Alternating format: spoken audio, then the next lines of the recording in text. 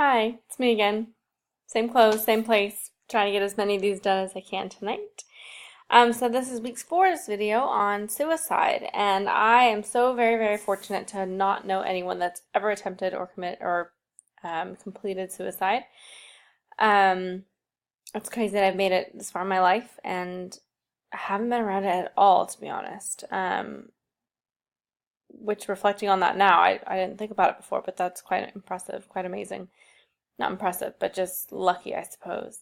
Anyways, I haven't been in a situation where I've had to help someone through it. I haven't even had to help someone through severe depression personally. I've dealt with it in others, but I wasn't in a position where I could have influenced them. So I kind of just supported them through it and loved on them as best as I could, without really addressing it head on because they weren't ready for that.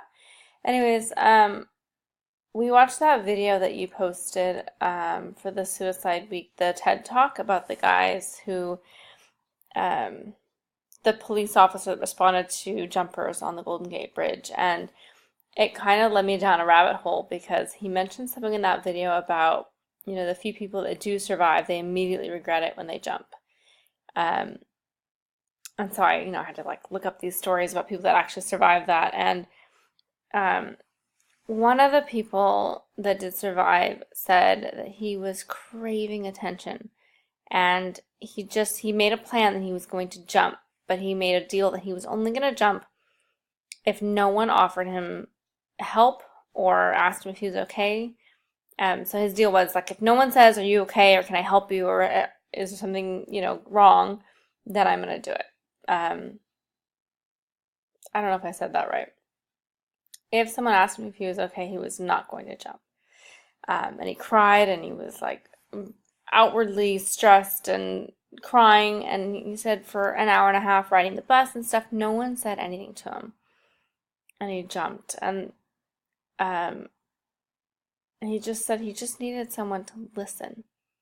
And I think that's what I would take home from that, is that I would try not to say, "Oh, look, things get better," or "I've been through that," or "I know so-and-so," or that's not reality, because I don't think that's helpful to someone that's in that situation, and they're not going to be able to hear the clarity in that. So I think when someone is so down that their last resort is to take their own life, they just need someone to be present, say, "I care enough about you to listen and to not, impart my views or my wisdom on you, but just to listen and care."